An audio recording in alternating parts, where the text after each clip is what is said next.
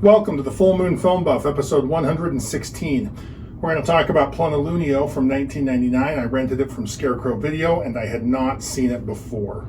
As always, we start with the prominent crew and cast. You can find links to a complete credit list in the show notes. By all accounts, this is a powerhouse cast and crew. Usually when I hunt for details on foreign, to me, filmmakers, I struggle to find anything. Everyone here is written up in the English language press. Most have won at least one Goya Award, the Spanish equivalent of the Oscar. That said, my knowledge of Spanish cinema is limited, so these biographies are just the highlights. The film was directed by Emmanuel Uribe, written by Elvira Lindo, based on the novel by Antonio Munoz Molina. Emmanuel Uribe was born in El Salvador, moved to Spain as a child, and studied film direction in Madrid. Uribe is known for films about Basque politics, terrorism, and social issues. His breakthrough was in the 1979 documentary El Proceso del Burgos, The Burgos Trial, about the 1970 military trial of ETA members. His most acclaimed work is the 1994 film Días Contados, Running Out of Time, which won the Golden Shell at the San Sebastian International Film Festival, and several Goya Awards, including Best Film and Best Director. Elvira Lindo dropped out of journalism school to begin her radio career, where she created her most famous character, Manolito Gafotas, a working-class boy who became a cultural phenomenon. Manolito started as radio sketches before becoming children's books, which have been translated and adapted for film and TV. Lindo has also written adult novels, some of which have been adapted into award-winning films. She is married to Antonio Munoz Molina, whose novel she adapted into Plenilunio.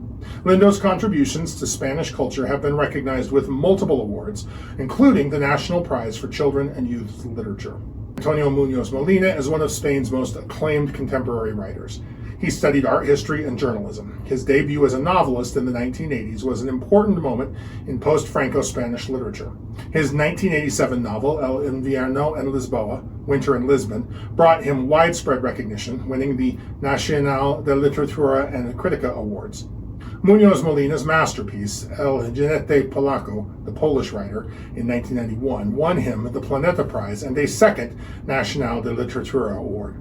At just 39 years old, he became the youngest member of the Real Academia Española. The cast includes Miguel Angel Sola as Inspector Manuel Cervera, Adriana Azores as Susana Gray, Juan Diego Boto as Asesino, Fernando Fernan Gomez as Padre Orduña, Charo Lopez as Carmen, and Noelia Ortega as Paula. Miguel Angel Sola is an acclaimed Argentine-Spanish actor born in Buenos Aires. He began his career in Argentina before relocating to Spain during Argentina's economic crisis. He gained international recognition for his role in the Oscar-nominated film Tango in 1998, directed by Carlos Saura, where he played a film director creating a tango-themed movie. Adriana Azores comes from a distinguished theatrical family. Her father was the actor José Luis Azores, and her uncles Antonio and Mariano Azores were also well-known figures in Spanish cinema and theater. She won numerous awards, including a Goya Award for Best Actress for her role in La Hora de los Valientes, Time of the Brave, in 1998. Her television work has been equally celebrated. Juan Diego Boto's family fled Argentina's military dictatorship when he was young, settling in Spain after his father, actor Diego Boto, disappeared during Argentina's Dirty War. This history deeply influenced his artistic and political work. Boto began acting as a child. His breakthrough role came in 1986 with La Vida Alegra. Beyond acting, Boto established himself as a playwright and theater director. His commitment to social causes is reflected in his role as UNHCR Goodwill Ambassador. He continues to work in both Spanish and international productions. Fernando Fernan Gomez was one of Spain's most influential cultural figures, working as an actor, director, screenwriter, and novelist over a 6-decade career. His parents were actors. He began his career during the difficult years following the Spanish Civil War. He went on to appear in over 200 films, winning 3 Goya Awards. As a director, Fernan Gomez created several significant works, including El Extraño Viaje, The Strange Journey in 1964, later recognized as a masterpiece of Spanish cinema. He was an accomplished writer, publishing novels and memoirs. In 1998, he was elected to the Real Academia Española in recognition of his contributions to Spanish culture. Until he died in 2007, he remained an active and respected figure in Spanish cultural life, embodying the resilience of Spanish arts through the Franco dictatorship and into democracy. Charo Lopez has had a 5-decade career across theater, film, and television. Her breakthrough came in the 70s with powerful performances in films pushing against the censorship of late Francoism. Throughout her career, Lopez has received numerous honors, including the Gold Medal for Merit in the Fine Arts, the National Cinema Award, and the Goya. She is regarded as one of the great ladies of Spanish cinema. Noelia Ortega seems to be a child actress who was active in the first decade of the 21st century, but appears to have retired or moved on from acting. I highly recommend this brilliant film, but despite the film's name and the killings occurring on the full moon, it is categorically not a werewolf movie, not even psychiatric lycanthropy. The episode will be brief since it doesn't fit the channel's themes. The film was originally released in Spain, and Plenilunio, which means full moon in Spanish, is based on the acclaimed 1997 novel by Antonio Muñoz Molina. The film was nominated for 4 Goya Awards, Spain's equivalent of the Academy Award. So now let's review the synopsis. A group of police officers observe the body of a dead young girl in the forest. Inspector Manuel Cervera has recently transferred to this smaller city from Basque Country. His wife was mentally tortured by ETA terrorists, leaving her mentally ill and institutionalized.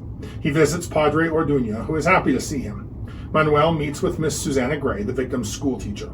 The victim's name was Fatima Dominguez. Manuel goes over the autopsy results with the medical examiner over lunch. The killer sexually assaulted Fatima. They have the killer's DNA and fingerprints, so they can pin the crime on him once they find him. Manuel catches a break when an older woman comes forward with an eyewitness account of Fatima with a strange man. A young man, I'm guessing the killer, sets out in the dark for his job delivering fish. Manuel is so paranoid that he checks his car for explosive devices. Manuel was raised in a Catholic orphanage. He was taken away from his parents, who fought for the losing side in the Civil War and were imprisoned. Miss Susanna takes Manuel to meet Fatima's parents. Manuel and Susanna go out to dinner. Manuel confesses how afraid he was during his time in Bilbao. They share life stories and spark a romantic connection. Meanwhile, the killer has dinner with his parents and listens while his father lays out the very violent things he would do to the killer, if he could. Then he watches some porn before heading out for a walk. He has an issue with authority figures, but cannot express it. Manuel brings his wife flowers. He clearly cares for her, but they have a sterile relationship. Susanna pushes her relationship with Manuel to the physical level. They meet up at a hotel and make passionate love, a couple of times. The killer, and he is the killer, spots his next victim and strikes, kidnapping her right out of her apartment building. He tries to have sex with her, but he's impotent. He blames her for this, so he takes her to a park and kills her. The moon is full in the sky, except the girl isn't dead. Her name is Paula, and she's only unconscious. She makes it back to town where a nice couple helps her. Manuel realizes that both attacks occurred on the full moon. Paula gives lots of very good details to the cops. Paula returns to her daily life to set a trap for the killer. Manuel trails her. The killer is suspicious since there is no news coverage of his recent murder. He returns to the scene of the crime where Manuel arrests him. He begs and pleads he did nothing wrong. In the interrogation room, Manuel bags his discarded cigarette butt for forensic evidence. The killer breaks and says the moon made him do it. He confesses to everything. Paula identifies him in a lineup. In the aftermath, Manuel must choose between his wife Carmen and the woman he has come to love, Susanna. He chooses Susanna before an ETA assassin guns him down in the street.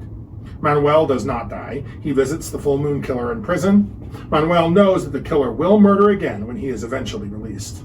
There are a lot of themes that I could talk about, but I'm not going to because this movie's not really a werewolf movie, but I just wanted to mention some of the many topics it covers.